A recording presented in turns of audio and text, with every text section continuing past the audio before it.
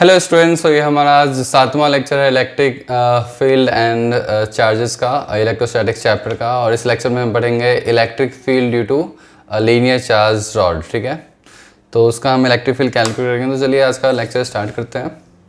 तो आज का हमारा टॉपिक है, हम अभी पढ़ रहे हैं electric field due to continuous charge system. So हमारा फर्स्ट कंटिन्यूस चार्ज सिस्टम है इलेक्ट्रिक चार्ज रॉड। ओके, तो मैं लिख देता हूँ इलेक्ट्रिक फील्ड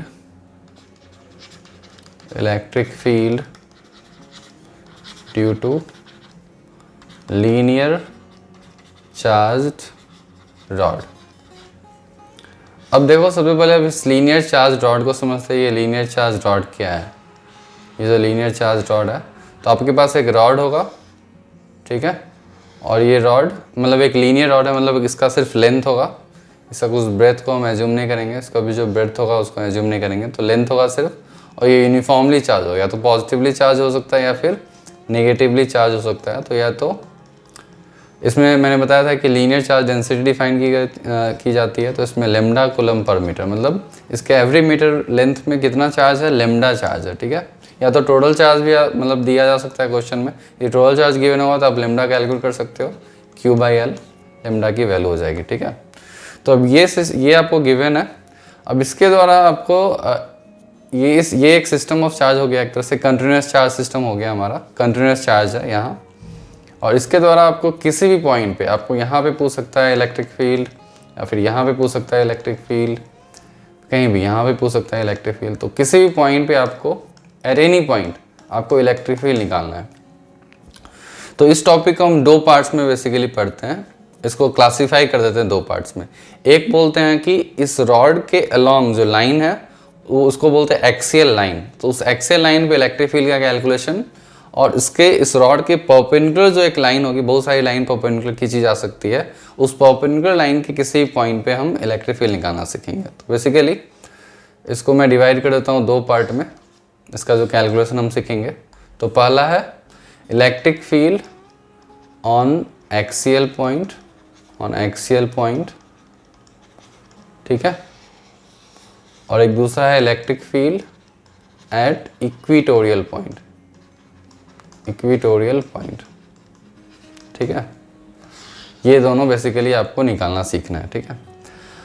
अब जो एक्सियल पॉइंट होता है, इसका भी हम फॉर्मूला डिराइव करेंगे, मगर इसका डेरिवेशन जो होगा उसको आपको बस समझना है। इसका जो फॉर्मूला आएगा निकल के, उसको याद करने की ज़रूरत बिल्कुल नहीं है। तो यहाँ आपको फॉर्मूला याद करने की ज़रूरत नहीं है, मगर इसका जो हम डेरिवेशन करेंगे इलेक्ट्रिक फील्ड जब इक्वेटोरियल पॉइंट पे निकालेंगे, तो उस समय आपको फॉर्मूला याद करने की ज़रूरत होगी, क्योंकि उस फॉर्मूला पे बेस्ड बहुत सारे क्वेश्चंस आ सकते हैं। तो किस तरह के क्वेश्चंस आएंगे उसको भी हम देखेंगे। तो चलिए सबसे पहले हम ये स्टार्ट करते हैं। ये थोड़ा सा सिंपल है, electric field on axial point. तो मैं लिख देता हूँ कि electric field due to linear charged rod, ठीक है, ऑन एक्सियल पॉइंट, ठीक है। तो चलिए इसको मैं देख लेता हूँ, मेरा रिकॉर्डिंग आई थिंक हो रहा होगा। ओके, ठीक है, हो रहा है, ठीक है। तो चलिए इसको सीखते हैं। तो सबसे पहले मैं क्या लूँगा, सबसे पहले मैं एक्स एक्सिस ड्रॉ कर दूँगा, और वाई एक्सिस मैंने ड्रॉ कर दिया, ठीक है। ओके, अब इसी एक्स एक्सिस पे मैं क्या रखूँगा, मैं अपने रॉड को रखूँगा। तो मेरा रॉड मैंने रख दिया यहाँ पे, यूनिफॉर्मली चार्ज रॉड है हमारा। और सपोज इसका आपको चार्ज डेंसिटी गिवन है लेमडा, ठीक है। अब इस रॉड के कारण हर जगह इलेक्ट्रिक फील्ड लाइंस होगी है। मैं ऐसे इलेक्ट्रिक फील्ड लाइंस बनाऊँ तो इस तरह से इस रॉड के द्वारा हर जगह इलेक्ट्रिक फील्ड लाइंस होगा, मतलब electric field line due to आपने पॉइंट चार्ज ऑलरेडी पढ़ाई है, तो इस तरह से कुछ होगा, ठीक है। तो अभी मैं इसको वापस हटा देता हूँ। इलेक्ट्रिक फील्ड लाइंस के बारे में आपको पता है, ठीक है। तो अब चलिए इसका कैलकुलेट करते हैं। हमारे पास एक पॉइंट P है यहाँ पे, इस पॉइंट P पे आपको इलेक्ट्रिक फील्ड निकालना है। और सपोज ये पॉइंट P की डिस्टेंस दी हुई है, यहाँ से ये डिस्टेंस A है, और इस रॉड की लेंथ L है, ठीक है। तो आप कोऑर्डिनेट भी आप निकाल सकते हो। पी पॉइंट का कोऑर्डिनेट हो गया a+l, 0, तो वहाँ पे आपको इलेक्ट्रिक फील्ड निकालनी है। ओके, ठीक है, तो कैसे निकालेंगे आप? अब यहाँ पे आपको मेथड ऑफ इंटीग्रेशन यूज़ करना है, मतलब इंटीग्रेशन मेथड यूज़ करना है। तो आप इस रॉड में एक छोटा सा एलिमेंट लोगे, उस छोटे से एलिमेंट के द्वारा, मतलब एलिमेंटल चार्ज हो गया एक तरह से, रॉड का पूरा चार्ज Q है या फिर लेमडा इंटू L है टोटल चार्ज, उसमें एक छोटा सा पोर्शन ले लो और उस चार्ज के द्वारा आप P पॉइंट पे इलेक्ट्रिक फील्ड निकाल लो। और ठीक है, वो एक जनरल चार्ज आप लोगे, फिर उसको पूरे चार्ज को इंटीग्रेट कर दो, एक तरह से पूरे रॉड को आपको इंटीग्रेट करना है। तो this is called method of integration. और कैसे हम एलिमेंट लेते हैं ये सब हम सीखेंगे। तो हम क्या करेंगे, सबसे पहले हम P पॉइंट से एट ए डिस्टेंस x एक हम dx एलिमेंट ले लेंगे। ठीक है, आपने सेंटर ऑफ मास यदि आपने पढ़ा होगा 11th क्लास में, पढ़ाई होगा ऑब्वियसली, तो आपने इस तरह के एलिमेंट्स लेके सेंटर ऑफ मास कैलकुलेट करना, फिर मोमेंट ऑफ इनर्शिया कैलकुलेट करना सीखा होगा। तो हमने P पॉइंट से x डिस्टेंस पे एक dx एलिमेंट ले लिया। ऑब्वियसली इस एलिमेंट में चार्ज होगा dq, और इस dq का वैल्यू क्या होगा, lambda into dx, linear charge density into length. तो ये हमारा dq का वैल्यू है। अब ये जो हमारा dq है, इस dq के द्वारा हमें पता है कि electric field due two point charge होता है kq/r²। तो इसके द्वारा यहाँ जो पॉजिटिव चार्ज है, इसके द्वारा हम यहाँ पे इलेक्ट्रिक फील्ड कैलकुलेट करेंगे, जिसको हम बोलेंगे छोटा सा इलेक्ट्रिक फील्ड dE। और dE कितना होगा, k dq/r²। और r की वैल्यू क्या है, उस पॉइंट चार्ज से आपको पता है electric field due two point charge kq/r² होता है, और उस पॉइंट चार्ज का डिस्टेंस कितना है P पॉइंट से, x है, तो k dq/x²। तो ये हमने स्मॉल इलेक्ट्रिक फील्ड कैलकुलेट कर लिया। ठीक है, अब इस स्मॉल इलेक्ट्रिक फील्ड ये हमने पॉइंट चार्ज के द्वारा किया है, मतलब स्मॉल सा जो हमने पोर्शन लिया था उसके द्वारा। अब इसको भी इंटीग्रेट करना है, तो चलिए इसको कैसे करते हैं सीखते हैं। तो मैं क्या लिखूंगा, मैं DE इक्वल्स टू मैं लिखूंगा k dq, और dq की वैल्यू मैं लेमडा इंटू dx लिख दूंगा और डिवाइड बाई x²। और मैं इसको इंटीग्रेट कर दूंगा कहाँ से कहाँ तक, इंटीग्रेशन आप देख लो। अब x की वैल्यू क्या होगी जिससे वो पूरा रॉड कवर हो जाए। तो x कैसे ले रहे हैं, x हम a से ले रहे हैं a+l। तो यदि हम इसका लिमिट a टू a+l कर दे तो सारे रॉड का लेंथ कवर हो जाएगा। तो इस तरह से हम सारा इलेक्ट्रिक फील्ड, हर एक एलिमेंट का, छोटा छोटा एलिमेंट का इलेक्ट्रिक फील्ड हम वहाँ पे सम कर सकते हैं। Integration is a method of summation actually. ठीक है, अब जो भी यहाँ कांस्टेंट है उसको हम बाहर निकाल लेते हैं। सो k लेमडा हमारा बाहर आ गया, और इंटीग्रेशन ऑफ dx/x²। यदि आपने इंटीग्रेशन का फॉर्मूला पढ़ा होगा तो dx/x² का इंटीग्रेशन होता है 1/x माइनस 1/x। तो मैं माइनस k लेमडा बाहर ले लेता हूँ और 1/x मैंने लिख दिया। फिर मैंने लोअर लिमिट a लिख दिया यहाँ पे और अपर लिमिट a+l लिख दिया, और फिर मैं इसको सिंप्लीफाई कर देता हूँ। तो k lambda 1/a+l minus 1/a, और फिर माइनस साइन को आप अंदर भेज दो। तो electric field at point P क्या आ गया आपका, k lambda into 1/a minus 1/a+l। तो ये हमारा आंसर आ गया। ठीक है, अब इस फॉर्मूला को आपको याद करने की ज़रूरत नहीं है। ठीक है, ये उतना कॉमन नहीं है, आप डेरिवेशन समझ जाओ। इस तरह के क्वेश्चन आएंगे आपको एग्जाम में, आप डिराइव करके क्वेश्चन सॉल्व कर सकते हो। तो इलेक्ट्रिक फील्ड अननेसेसरी फॉर्मूला हमें याद करने की जरूरत नहीं है। तो electric field due to linear charge rod on axial point हमने सीख लिया। अब हमें electric field due to linear charge rod on the equatorial point हमें सीखना है, और वो काफ़ी इंपॉर्टेंट है, और उसका फॉर्मूला आपको याद रखना पड़ेगा। ठीक है, तो हम लिखते हैं। अब हमारा दूसरा सेक्शन है electric field due to linear charge rod on an equatorial line. ठीक है, अब इक्वेटोरियल लाइन क्या होता है, वो लाइन जो रॉड के परपेंडिकुलर है। ठीक है, तो इसमें पैरामीटर्स डिपेंड करता है कि किस तरह के पैरामीटर्स क्वेश्चंस में दिए होंगे। तो मैं एक स्टैंडर्ड पैरामीटर्स लेता हूँ जो कि काफ़ी कॉमन है। तो मैंने एक रॉड बना दिया यहाँ पे, या फिर मैं ऐसा करता हूँ, मैं पहले y एक्सिस बना देता हूँ और x एक्सिस बना देता हूँ। ठीक है, तो हमारा ये x एक्सिस है और ये हमारा y एक्सिस है। ठीक है, अब हमें रॉड रखना है y एक्सिस पे। तो हमने वाई एक्सिस पे रॉड रख दिया कुछ इस तरह से।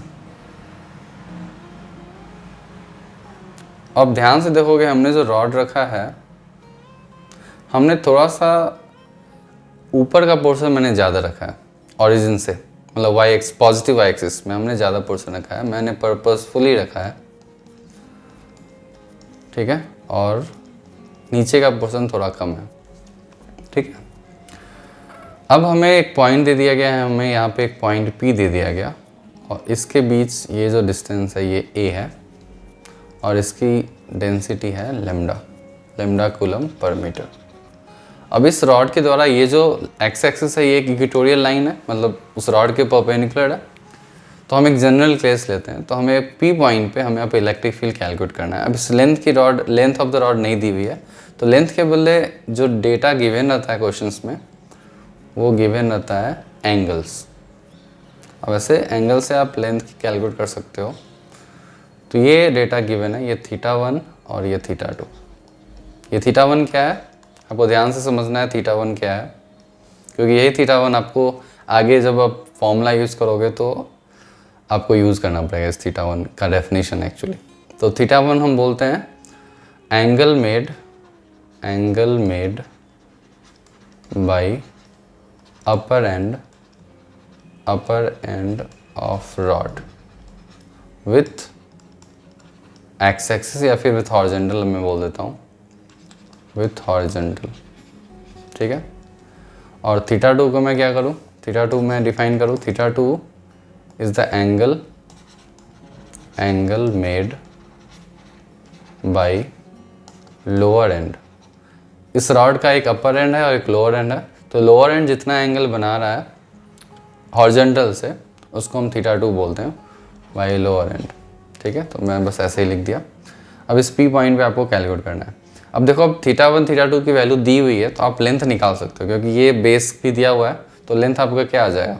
वैसे निकालने की ज़रूरत नहीं है, आप L1 और L2 इसको एज्यूम कर लो, आप L1 L2 की वैल्यू निकाल सकते हो। tan θ1 equals to L1 by A, तो L1 की वैल्यू आ गई A tan θ1 और L2 की वैल्यू आ गई A tan θ2 और L1 plus L2 A times tan θ1 plus tan θ2। इस तरह से आप निकाल सकते हो, मगर अभी निकालने की आपको ज़रूरत नहीं है, ठीक है। मैंने ऐसे ही बता दिया कि आप लेंथ, यदि थीटा मेंशन है तो लेंथ निकाल सकते हो, लेंथ मेंशन है तो थीटा निकाल सकते हो। तो इस क्वेश्चन में आपको लेंथ की वैल्यू नहीं दी है, बिना लेंथ के जनरली क्वेश्चन आता है, आपको θ1 की वैल्यू दी होगी, ठीक है। अब सबसे पहले P पॉइंट पे हमें इलेक्ट्रिक फील्ड के बारे में सोचना है कि इलेक्ट्रिक फील्ड का डायरेक्शन क्या होगा। पहले मैग्नीट्यूड तो हम निकाल लेंगे, मैग्नीट्यूड की हम बात बाद में करेंगे। पहले हम समझते हैं कि जो इलेक्ट्रिक फील्ड होगा वो उस इलेक्ट्रिक फील्ड का डायरेक्शन क्या होगा। तो अब देख लो वो जो रॉड है यहाँ पॉजिटिव रॉड है, electric field lines radially outward होगा, तो इसमें तो कोई संदेह नहीं है कि इलेक्ट्रिक फील्ड एक्स डायरेक्शन में तो इसी डायरेक्शन में होगी। मतलब हम ऑब्वियसली इलेक्ट्रिक फील्ड दो डायरेक्शन में पॉसिबिलिटी है, एक्स और वाई डायरेक्शन में। तो एक्स डायरेक्शन में तो डेफिनेट है, निगेटिव एक्स में तो होगा नहीं, वो तो हमेशा पॉजिटिव एक्स में होगा। तो ये तो हमने डायरेक्शन डिसाइड कर लिया, तो ये हमारा ई एक्स है, ठीक है। अब ई वाई का हमें डायरेक्शन निकालना है। ई वाई होता है electric field in Y direction, तो वाई डायरेक्शन में नेट इलेक्ट्रिक फील्ड किस डायरेक्शन में पॉसिबिलिटी है। जैसा आप सोच के देखो कि वाई डायरेक्शन में इलेक्ट्रिक फील्ड पॉजिटिव वाई में होना चाहिए या फिर निगेटिव वाई में होना चाहिए। अब ध्यान से देखो, यदि बाई सपोज करो कि θ1 और θ2 बराबर हो जाए, तो एक तरह से ये दोनों लेंथ आपस में बराबर हो जाएगी, θ1 θ2 यदि बराबर होता है तो। अब जब ये लेंथ बराबर हो जाएगी तो एक तरह से इसके द्वारा जो इलेक्ट्रिक फील्ड आएगा, अब हर एक स्मॉल पॉइंट चार्ज को देखो, इसके द्वारा इलेक्ट्रिक फील्ड ऐसे डायगोनली आता रह जाएगा, डायगोनली ऐसे कुछ आता जाएगा। और इसके द्वारा भी इलेक्ट्रिक फील्ड रेडियली आउटवर्ड होता है, तो अब रेडियली आउटवर्ड आप खींचोगे तो ऐसे कुछ आता जाएगा, ठीक है। तो ध्यान से देखो, यदि θ1 θ2 यदि बराबर होता है तो जो वर्टिकल कॉम्पोनेंट होगा ऊपर के द्वारा और नीचे के द्वारा, इलेक्ट्रिक फील्ड का जो वर्टिकल कॉम्पोनेंट है वो ऑटोमेटिकली कैंसिल हो जाएगा। तो वैसे केस में क्या होगा, जब θ1 θ2 बराबर होगा तो वर्टिकल कॉम्पोनेंट जो कि कैंसिल हो जा रहा है, तो सिर्फ इलेक्ट्रिक फील्ड की वैल्यू सिर्फ एक्स डायरेक्शन में आएगी, ठीक है। लेकिन ऐसा जरूरी नहीं कि θ1 θ2 के बराबर होगा। यहाँ पे क्लियरली मेंशन है कि θ1 इज ग्रेटर देन θ2। तो इस केस में आप वाई डायरेक्शन में इलेक्ट्रिक फील्ड कैसे बताओगे कि कौन सा डायरेक्शन है, पॉजिटिव डायरेक्शन होगा या फिर नेगेटिव डायरेक्शन होगा। तो देखो ये पोर्शन तो कैंसिल हो गया ये एक्स्ट्रा पोर्शन यहाँ बच गया, या कौन सा एक्स्ट्रा पोर्शन बच गया, ये हमारा यहाँ पे एक्स्ट्रा पोर्शन बच गया। अब इसके द्वारा छोटा सा एक पॉइंट ले लो, उसके द्वारा आप इलेक्ट्रिक फील्ड क्या करोगे, इसके द्वारा इलेक्ट्रिक फील्ड ऐसे रेडियली आप खींचोगे तो एक तरह से इस डायरेक्शन में आ गया, इसके द्वारा फिर डालोगे तो इस तरह से आते जाएंगे कुछ डायरेक्शन, और ऊपर में कुछ भी नहीं है क्योंकि हमने ऑलरेडी कैंसिल कर दिया है। तो इफेक्टिवली इसका कुछ कंपोनेंट तो x में जा रहा है और कुछ कंपोनेंट y में जा रहा है। तो इफेक्टिवली जो हमारा जो क्वेश्चन है θ1 इज ग्रेटर देन θ2, तो इलेक्ट्रिक फील्ड एक तो x डायरेक्शन में होगा और एक y डायरेक्शन में निगेटिव होगा, ठीक है, इस क्वेश्चन के अकॉर्डिंग। अब यदि θ1 छोटा रहता है θ2 से तो इफेक्टिवली इलेक्ट्रिक फील्ड ऊपर के डायरेक्शन में आता है, ठीक है, वर्टिकली अप। तो इस तरह से हम डायरेक्शन निकाल सकते हैं। तो इस तरह से इसका जो हम फॉर्मूला डिराइव करेंगे तो आपको मैग्नीट्यूड एक तरह से याद रखना है, जैसे मैंने बताया था डायरेक्शन में कंफ्यूज बच्चे हो जाते हैं, तो आपको मैग्नीट्यूड वाइज याद रखना है उसको, और डायरेक्शन आपको इस तरह से डिसाइड करना है, ठीक है। चलो मैं एक और क्वेश्चन यदि पूछ लेता हूँ डायरेक्शन पे ही क्विकली। सपोज मैंने एक चार्ज डॉट दे दिया, मतलब काफ़ी सिंपल है, और ये दे दिया मैंने 53 डिग्री और ये हमने दे दिया 37 डिग्री, और ये हमारा निगेटिवली चार्ज डॉट है, ठीक है, निगेटिवली चार्ज है दिस टाइम। अब बताओ इलेक्ट्रिक फील्ड की डायरेक्शन, यहाँ पे पी पॉइंट पे इलेक्ट्रिक फील्ड की डायरेक्शन। अब सबसे पहले ये तो निगेटिवली चार्ज है तो एक्स डायरेक्शन तो ऐसा ही होगा इलेक्ट्रिक फील्ड का, एक्स डायरेक्शन, ठीक है। अब वाई डायरेक्शन बताओ। अब ये देखो 37 यहाँ पे सेम है, तो ये 37 वाला पोर्शन ये इसको कैंसिल कर देगा, तो इसको तो आप भूल जाओ। एक्स्ट्रा कौन सा पोर्शन बचा, एक्स्ट्रा को मैं दूसरे कलर से दे देता हूँ। एक्स्ट्रा हमारा निगेटिव चार्ज ये बचा, तो निगेटिव चार्ज ये बता, मतलब यहाँ पे इलेक्ट्रिक फील्ड इसके टुवर्ड्स होगा। अब देख लो इसके टुवर्ड्स होगा इलेक्ट्रिक फील्ड, रेडियली इनवर्ट जो होगा एक तरह से, तो ये एक्स्ट्रा इलेक्ट्रिक फील्ड आ गया। अब इसके द्वारा वर्टिकल कंपोनेंट पॉजिटिव होगा, तो इसको हम क्या बोलेंगे, यहाँ क्वेश्चन अभी कभी कभी आ जाते हैं ई वाई की डायरेक्शन, तो E Y is greater than 0, E Y is less than 0, E X is greater than 0 and E X is less than 0। इस तरह के 4 ऑप्शंस दिए होंगे आपको, और आपसे पूछा जाएगा कि which of the following option is correct, तो आप क्या चुनोगे। Obviously E X is positive, ये हमारा नहीं होगा, और ई एक्स इज नेगेटिव, ये हमारा करेक्ट होगा। ई वाई इज नेगेटिव, ये नहीं होगा, तो ये हमारा दोनों आंसर करेक्ट होगा, ए और डी। तो हमने डायरेक्शन सीख लिया, ठीक है। चलो एक और मैं क्वेश्चन पूछ लेता हूँ डायरेक्शन में, एटलीस्ट सबसे पहले डायरेक्शन को ही समझ लेते हैं। अब ऐसा नहीं है रॉड हमेशा वाई एक्सिस पे भी होगा, मतलब एक्स एक्सिस पे भी हो सकता है रॉड हमारा, ये एक्स एक्सिस पे भी हो सकता है, और फिर भी हमारा इक्वेटोरियल लाइन पॉसिबल है। कैसे, आप एक लाइन परपेंडिकुलर इसके ड्रॉ कर दो, एक लाइन परपेंडिकुलर, ये आपका इक्वेटोरियल एक्सिस आ गया, हमने ये पॉइंट पी ले लिया, और ये डेफिनेटली ये एंगल आप देख सकते हो कौन सा एंगल ज़्यादा है, ये वाला एंगल ज़्यादा है, ये एंगल कम है, ठीक है। अब यहाँ पे मैंने पूछ लिया आपको ई एक्स और ई वाई का साइन बता दो, ई एक्स पॉजिटिव हो या नेगेटिव और ई वाई पॉजिटिव हो या नेगेटिव, ठीक है। अब देखो, अब यहाँ पे आपको कैसे बताना है, सबसे पहले ई वाई का डायरेक्शन यहाँ पे सिंपल है, ई वाई तो रेडियली आउटवर्ड होगा, मतलब अब एक तरह से फिगर को ऐसे रोटेट आपने कर दिया, तो ई वाई डेफिनेटली पॉजिटिव होगा, क्योंकि ये पॉजिटिव चार्ज है, रेडियली आउटवर्ड होगा, तो ई वाई हमने निकाल लिया। अब ई एक्स हमें बताना है। अब देख लो ये पोर्शन आपस में कैंसिल हो जाएगा, मैंने बताया था रीजन कैसे कैंसिल होगा। अब एक्स्ट्रा ये पोर्शन बच गया, तो इस एक्स्ट्रा पोर्शन के द्वारा क्या हो जाएगा, इलेक्ट्रिक फील्ड नेट इस डायरेक्शन में आने लगेगा, तो मतलब जो ई एक्स की वैल्यू होगी वो पॉजिटिव होगी, तो दोनों ई एक्स और ई वाई यहाँ पे पॉजिटिव होगा, ठीक है। तो चलो ये तो आपने सीख लिया। अब हम बात करें मैग्नीट्यूड की, तो अब इसके मैग्नीट्यूड को कैसे कैलकुलेट करें, तो चलिए अब इसके मैग्नीट्यूड को सॉल्व करते हैं। अपने डायरेक्शन तो समझ लिया, तो इसके लिए मैं एक बार फिर से डायग्राम बना देता हूँ। तो हमने एक्स एक्सिस बना लिया और हमने वाई एक्सिस भी बना लिया, ठीक है। तो अब पानी पी लेता हूँ, प्यास लग रहा है।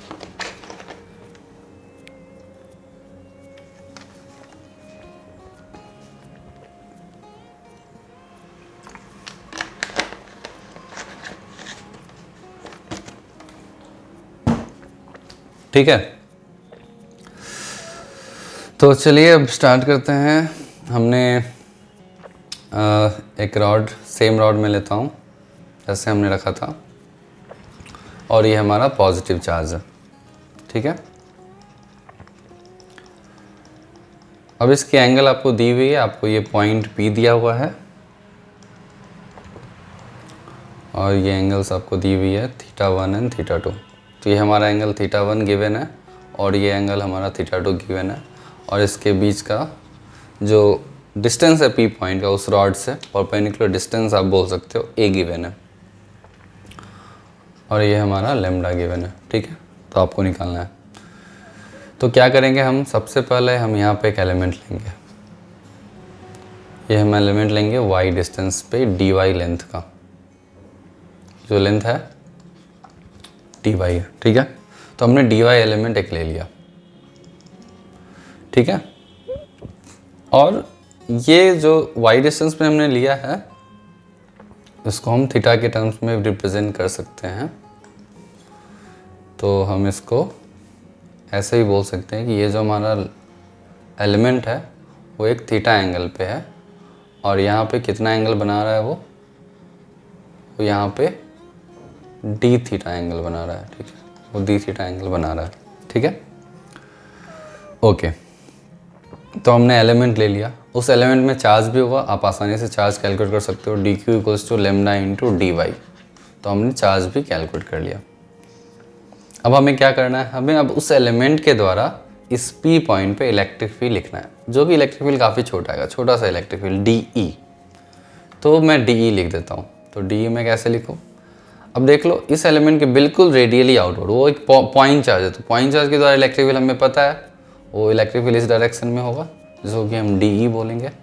अब देख लो यहाँ पे, अब इस डी ई का ये एंगल थीटा है, तो ये भी एंगल अपोजिट एंगल थीटा होगा। तो इस डी ई का दो कॉम्पोनेंट होगा, ये जो हमने पॉइंट चार्ज लिया उसका दो कंपोनेंट होगा, एक कंपोनेंट को हम डी ई कॉस थीटा बोलेंगे और एक कंपोनेंट को हम बोलेंगे डी ई साइन थीटा, ठीक है। तो हमारा ये दो कंपोनेंट आ गया।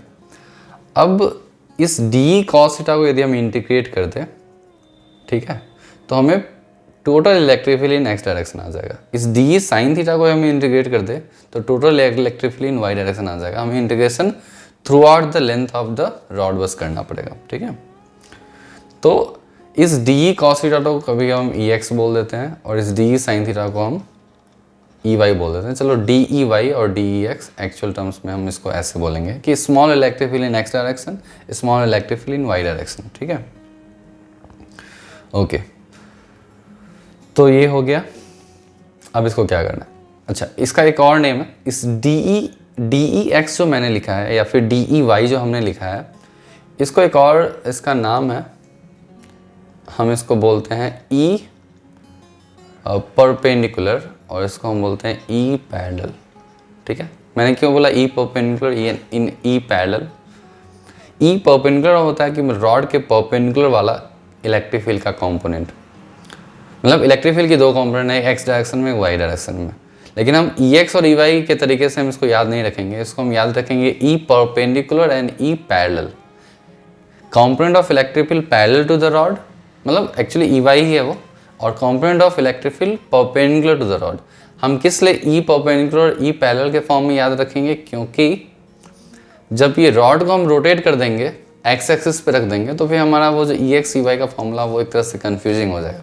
तो उसके लिए ही हम इसको ई परपेंडिकुलर बोल सकते हो कि small E perpendicular small E parallel, ठीक है। तो ठीक है, अभी फिलहाल तो चलो आप डी ई एक्स ही आप अज्यूम कर लो। तो चलो इसको सॉल्व करते हैं। सबसे पहले हम डी ई एक्स सॉल्व करते हैं। तो d E x equals to D E cos theta, ठीक है।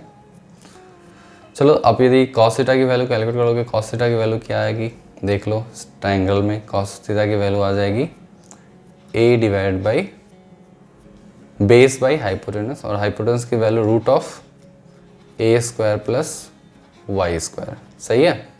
कॉस थीटा की वैल्यू भी हमें पता है, और साइन थीटा की वैल्यू भी हम चाहे तो निकाल सकते हैं। साइन थीटा की वैल्यू क्या निकाल सकते हैं, y divide by root of a square plus Y square. तो इस तरह से वैल्यू आप इस यहाँ पे सब्स्टिट्यूट कर सकते हो। तो चलो अब डी के वैल्यू निकालते हैं। डी का क्या फॉर्मूला है, d is the electric field due to a small point charge, so d Q by are square, हमारे पास वही फॉर्मूला है। So k D Q by are square. अब आर की वैल्यू क्या है, अब आर की वैल्यू आप देखोगे यहाँ पे ये जो लेंथ है ना, ये हमारा लेंथ, ये हमारा आर है एक्चुअली, ठीक है। तो यहाँ पे मैं लिख देता हूँ K D Q by are square, और आर के स्क्वायर की वैल्यू है A square plus Y square, और यहाँ पे मैंने मल्टीप्लाई कर दिया A by root of A square plus Y square. थोड़ा सा लंबा इसका है डेरिवेशन, मगर मैं धीरे धीरे बता रहा हूँ तो आपको काफ़ी आसानी से आप समझ जाओगे। अब डी क्यू की वैल्यू चलो सब्स्टिट्यूट कर देते हैं, तो k into d q value lambda into d y into a divide by a square plus Y square power 3/2, ठीक है। अब देख लो, अब यदि y को आप इंटीग्रेट कर दोगे एक तरह से माइनस L2/2 L1, तो उस तरह से भी क्वेश्चन आ जाएगा, मगर सॉल्व हो सकता है, मगर वो थोड़ा सा कॉम्प्लेक्स पड़ेगा, मतलब थोड़ा सा और इंटीग्रेशन डिफ़िकल्ट हो जाएगा हमारा। तो हम क्या करेंगे, इंटीग्रेशन में आपने पढ़ा होगा कि हम वेरिएबल को भी कभी कभी चेंज कर लेते हैं यूजिंग सब्स्टिट्यूशन मेथड, ठीक है। तो वेरिएबल को हम यहाँ चेंज करेंगे, यहाँ पे हमारा डिफरेंशियल जो एलिमेंट है वो डी वाई है, तो उस डिफरेंशियल एलिमेंट को हम डी थीटा के टर्म्स में लिख देंगे, क्योंकि यहाँ पे गिवन पैरामीटर्स भी थीटा 1 के टर्म्स में है, थीटा 1 थीटा 2, तो हम इस सारे चीज़ को हम चेंज कर देंगे थीटा के टर्म्स में। तो थीटा के टर्म्स में चेंज करने का क्या तरीका है, कॉस थीटा को हम, मेरे को सब्स्टिट्यूट करना ही नहीं था एक्चुअली, कॉस थीटा को मैं as it is cos theta ही रहने देता, तो मैं इसको ऐसे लिखूंगा ही नहीं, मैं इसको cos theta as it is रखूँगा। तो मैं क्या करूँगा, यहाँ से स्टेप में क्या करूँगा, के लेमडा डी वाई, ये तो मैं लिखूँगा divide by a square plus Y square, और यहाँ पे मैं कॉस थीटा ही रहने दूंगा, ठीक है, क्योंकि मेरे को सब कुछ थीटा में ही लिखना है। अब ध्यान से इस ट्रायंगल को देखोगे, ये जो ट्रायंगल बन रहा है, सपोज मैं इसको देता हूँ ए बी, तो हमारा ट्रायंगल ए बी पी, इस ट्रायंगल ए बी बी में क्या लिख सकते हैं, in triangle A B P, मैं ट्रायंगल बनाता हूँ ऐसा है, यहाँ पे ट्रायंगल है, ये ए है, ये वाई है, और हमारा ये root of A square plus Y square, ये हमारा एंगल थीटा है, ठीक है। तो इस ट्रायंगल ए बी पी में आप क्या लिख सकते हो, आप tan थीटा की वैल्यू लिख सकते हो, tan theta equals to Y by A, तो एक तरह से y की वैल्यू क्या आ गई, a टाइम्स tan थीटा, ठीक है, आ गई ना y की वैल्यू। अब इस y की वैल्यू आप सोचो, आप यहाँ पे सब्स्टिट्यूट कर सकते हो, और यहाँ पे dy भी है, तो इस dy को भी हम चेंज कर सकते हैं। कैसे चेंज करेंगे, इसको आप डिफ्रेंशिएट कर दो दोनों side, so differentiate both side. एक तो हमारा एक y की वैल्यू ये आ गई, और अब दोनों तरफ डिफ्रेंशिएट करोगे तो dy by D theta, theta के रेस्पेक्ट में, तो a into sec square theta आ जाएगा। तो आप dy को भी सब्स्टिट्यूट कर सकते हो, तो dy की value a sec square theta d theta, तो ये हमारा सेकेंड इक्वेशन है, ठीक है, dy। तो हमने dy को भी निकाल लिया और y को भी निकाल लिया, तो इस दोनों को वैल्यू को आपको यहाँ पे और यहाँ पे सब्स्टिट्यूट कर देना है। तो हमारा जो dx का जो एक्सप्रेशन था, dx का क्या एक्सप्रेशन था, k lambda d y, so k times lambda into d y, तो डी वाई पे मैं लिख देता हूँ a sec square theta d theta divide by, यहाँ पे डिनोमिनेटर में हमारा था a square plus Y square, so a square plus Y square की वैल्यू हो जाएगी a square tan square theta, और इस पूरे का मल्टीप्लाइड किया गया है कॉस थीटा से, ठीक है।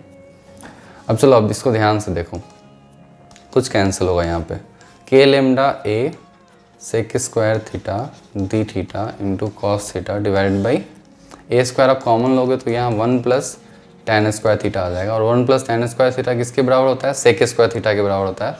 तो ये सेक स्क्वायर थीटा और ये सेक स्क्वायर थीटा दोनों आपस में कैंसिल हो जाएगा, और यहाँ पे एक a है, ये इसके साथ a कैंसिल हो जाएगा, तो हमारे पास क्या टर्म बचेगा, हमारे पास टर्म बचेगा के lambda by A into cos theta d theta, और इसका इंटीग्रेशन। और इसका इंटीग्रेशन कहाँ से कहाँ तक करना है, अब आपको थीटा का लिमिट पता है, तो थीटा क्या होगा, थीटा 2 से थीटा 1 तक, लेकिन हमने थीटा 1 पॉजिटिव में लिया है, तो थीटा 2 आपको नेगेटिव लेना पड़ेगा, क्योंकि हमारा कन्वेंशन है कि हम क्लॉकवाइज डायरेक्शन में थीटा पॉजिटिवली एज्यूम कर रहे हैं। तो हमारा ये इंटीग्रेशन था k lambda by a cos theta d theta minus theta 2 to theta 1, ठीक है।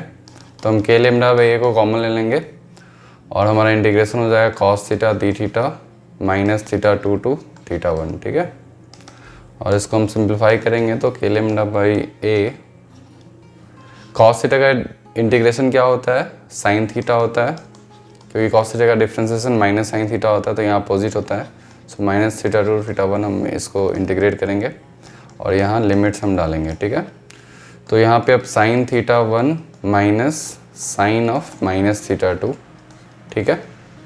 और फिर हम इसको सिंप्लीफाई करेंगे तो ये आ जाएगा हमारे पास k lambda by A sine theta one plus sine theta two, ठीक है। तो ये हमारा आ गया Ex और इसको हम बोलते हैं E परपेंडिकुलर कंपोनेंट, ठीक है। तो ये हमारा फॉर्मूला आ गया, ये काफ़ी इंपॉर्टेंट फॉर्मूला है। तो electric field due to charge linear rod on a equatorial line, okay. अब थीटा वन थीटा टू की वैल्यू डाल दो और आपका आंसर आ जाएगा। यहाँ पे एक प्रिकॉशन है, आपको कॉशन मैं बता रहा हूँ कि आपको ध्यान रखना है कि चूँकि हमने डायरेक्शन ऑलरेडी सीख लिया है तो इसकी वैल्यू हमेशा हम पॉजिटिव निकालेंगे, हम अब नेक्स्ट लेक्चर जो बना रहे हैं, नेक्स्ट लेक्चर जो मैं बनाऊंगा उसमें इसी फॉर्मूला को मैं यूज़ करना सिखाऊंगा, जो कि मोस्ट इंपॉर्टेंट लेक्चर होगा, इससे भी इंपॉर्टेंट लेक्चर, ठीक है। तो उसमें हम बहुत सारे प्रॉब्लम्स, बहुत डिफरेंट टाइप्स के प्रॉब्लम्स, जिसमें आप सीखोगे कि इस फॉर्मूला को कैसे यूज़ करते हैं डिफरेंट सिनेरियो में। तो ये हमारा आ गया, ठीक है। अब चलो इसका y कॉम्पोनेंट निकाल लेते हैं। तो हमारा y कॉम्पोनेंट क्या आया था, डी साइन थीटा। तो बस यहाँ पे एक थोड़ा छोटा सा चेंज आएगा। So D E Y equals to D E sine theta, हमारा ये इंटीग्रेशन है। और हमने ऑलरेडी निकाला था, ये k लेमडा बाई ए हो जाएगा। तो यहाँ पे k लेमडा बाई ए, यहाँ पे बस कॉस थीटा के बदले यहाँ साइन थीटा डी थीटा आ जाएगा और यहाँ पे minus theta two to theta one. तो चलिए इसको सॉल्व कर लेते हैं। तो ये हमारा आ गया k lambda by A, sine theta का इंटीग्रेशन माइनस कॉस थीटा होता है, तो माइनस कॉस थीटा और theta two to theta one, minus theta two to theta one.